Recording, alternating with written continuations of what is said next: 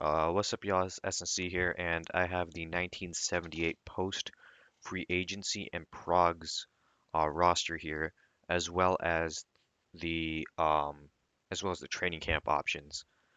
Sorry for taking so long. I had all the prog stuff ready. I just completely forgot to record the video, so that's why it's coming out so late. And once again, this video isn't taken on the actual prog screen; it's taken in the roster screen because with like me adjusting the intangibles for like contract reasons and just so people know the accurate overalls, uh, the prog screen's a bit inaccurate.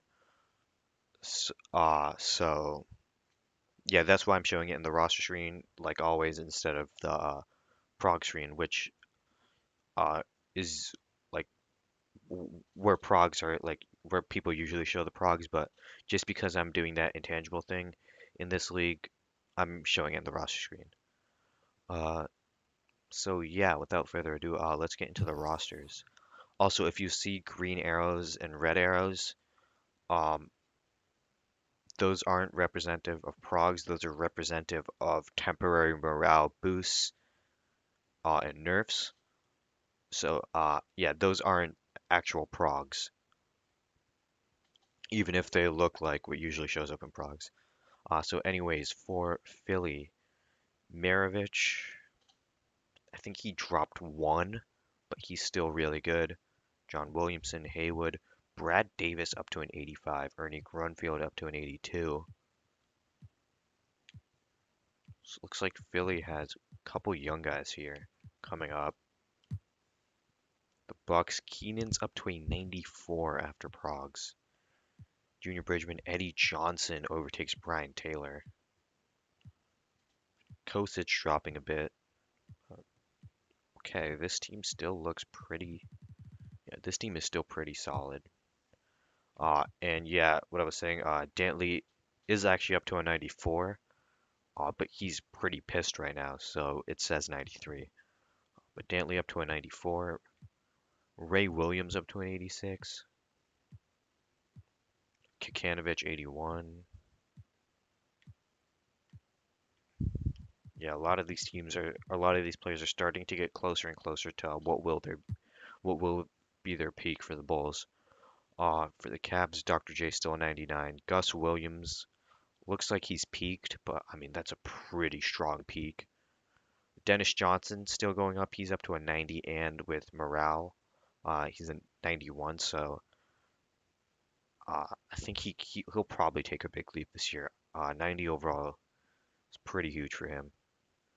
Roundfields looks like he's peaked. Cavs are in position to potentially four-peat, especially with Dennis Johnson jumping up. Celtics Jack Sikma, huge leap up into the 90s now. Bird, Wayne Cooper, Robert Reed jumped up a bit.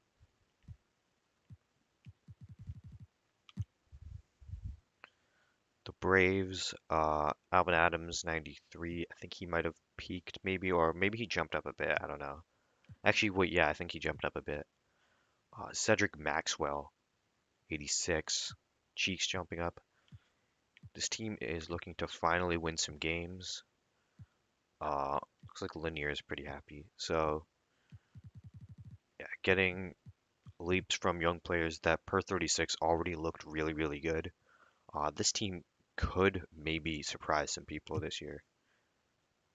Uh, Clippers, Gilmore still at 96. Hollins jumped up one to a 92. Lucas 89. Tom Janovich is regressing, and Unseld, of course, as we know, is also regressing. Wilbur Holland regressing at only 28. So that's a pretty big blow to them.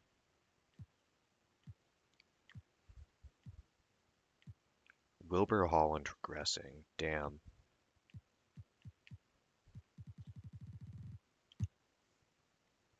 For Atlanta, Magic Johnson as a rookie is going to be the best player pretty clearly.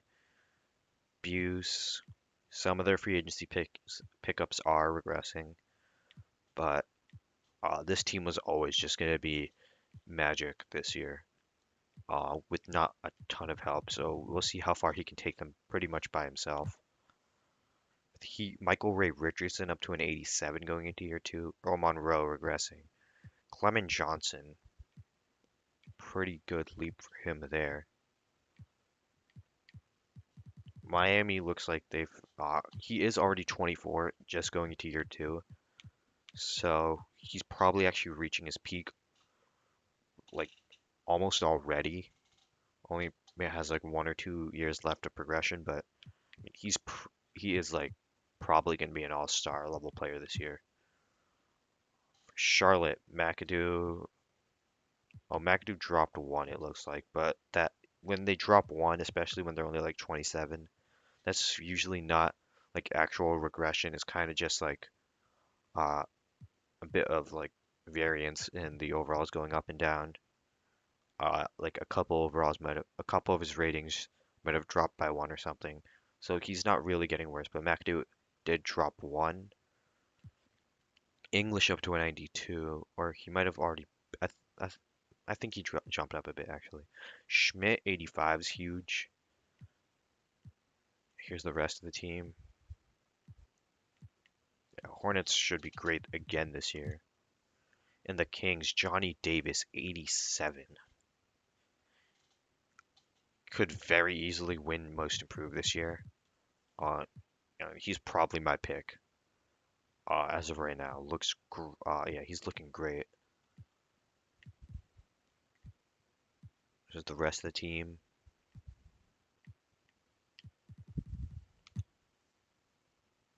Kings, a lot of their depth pieces are regressing, which is pretty tough for them, but they still do have Walton and Wilkes, so we'll see how far that can take them. The Knicks, Gervin, and Archibald getting hit hard by regression this year, down to an 86. Could probably still make the playoffs, or probably is still going to be a playoff team because Archibald is still good.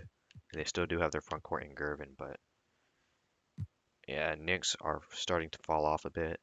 Lakers DT up to a 98. Marquez Johnson, I think his ratings did go up a bit, but overall wise, it looks like he's gonna be around a 90 for pretty much his entire career. Still great. And then of course you have the rookie Cliff Robinson there, but he's a rookie, so he didn't jump up any, but it's a pretty big long-term piece for them alongside their dynamic duo. Elvin Hayes is dropping out. The Magic Bubbles Hawkins into the 90 overall. Uh, Stano, Dave Logan, slight jump. This team could make some noise now with Stano. Pretty big trade there. Mavericks, Nick Gallis up to an 87. Moncrief coming in at an 80. Barry continues to drop down a bit, but Nick Gallis should have a huge year.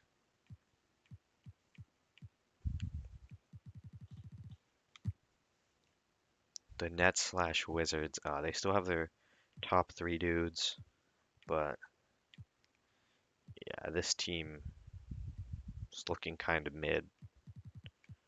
And currently their best point guard is a 62 overall, so yeah. And for the Nuggets, World Be Free up to a 90 overall, so they have three 90 overalls. I think them and the Cavs are the only two teams with three 90s right now.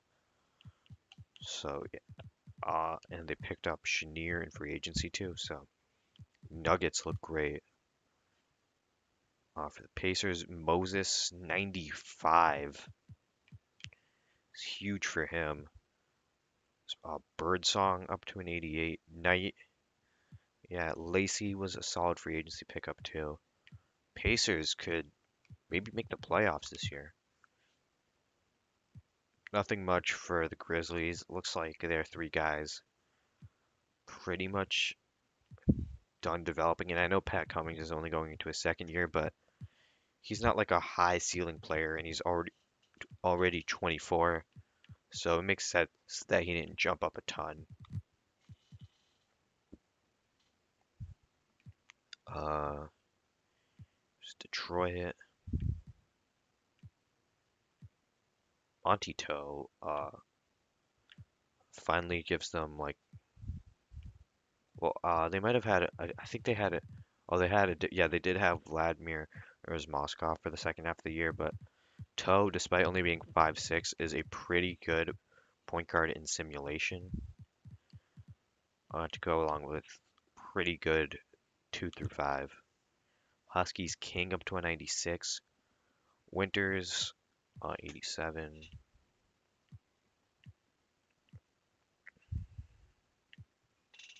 Jones is a downgrade from Merriweather, but he's still good. So Huskies, see if they can make a bit more noise this year. But I mean, they're still around the same level of team, I think. Rockets, uh, yeah, the Rockets had a couple of young guys, but they didn't jump up, didn't have huge leaps because none of them are super high ceiling dudes. Did get Gail Goodrich. Oh, did I misread what Gail Goodrich's contract was supposed to be? Maybe. I'll ask them about that.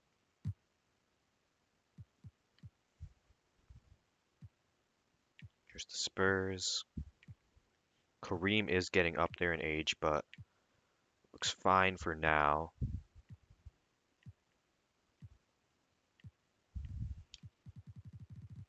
So, yeah, they're in prime position to win this year. It's the Suns. Yeah, pretty rough for Phoenix here. Merriweather up to an 85 for the Sonics. They're a deep team. Timberwolves.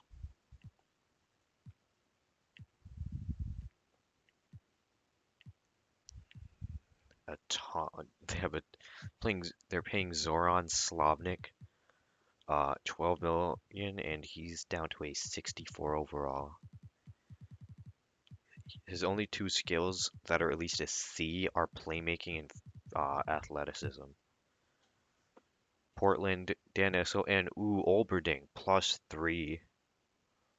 So even after a down year, looks like he might have a career year because he actually has even more opportunity than he had in his 20 point per game season. So Olberding could have a huge bounce back for Portland and make that Bobby Jones trade look not as bad.